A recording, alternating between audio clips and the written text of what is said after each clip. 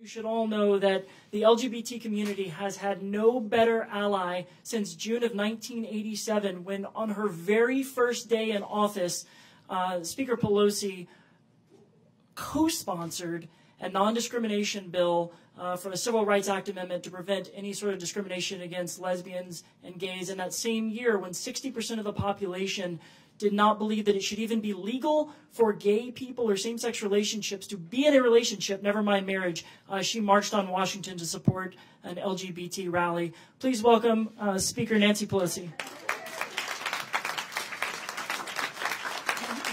Hello, hello, everyone. Good evening. By now, you know this is a working farm, and people have tasks. I know that Joe Kennedy is here with you in spirit, and hopefully he'll be able to get over here by the time the markup ends. But he has been a real leader and forming the transgender caucus task force, and then being having the legislation on the floor last week. It was so important. He's always been about equality, fairness, and dignity.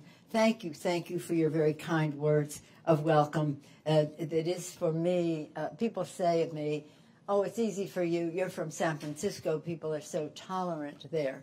I said, well, it is easy for me, but don't use the word tolerant around me because it's a very condescending word to me. It's not about tolerance. It's about respect. It's about taking pride. And we take in pride in Captain Jennifer Peace. Thank you so much for your courage.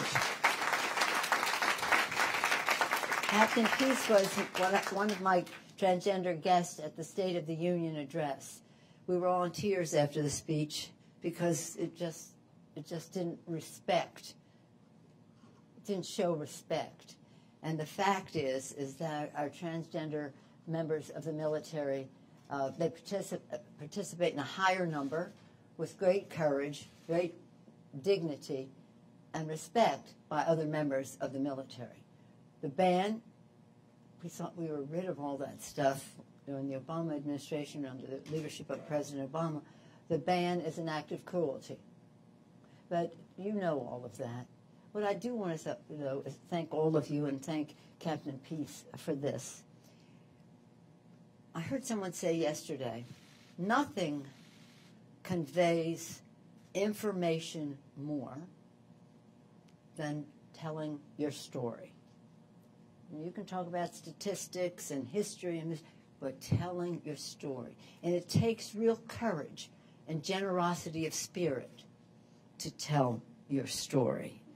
And your story has the power, the eloquence, to reach people in their hearts and to also change their minds.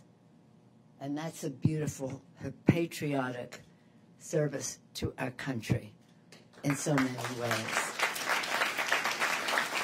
Nothing is more authentic, is more convincing, more eloquent, more persuasive, stronger than you, Captain Peace. Thank you so much for allowing me to come say some words to you. And thank you all.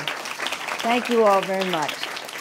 These people are going to be relics in the dustbin of history. They just don't know it. So our deal is, to us, it is inconceivable.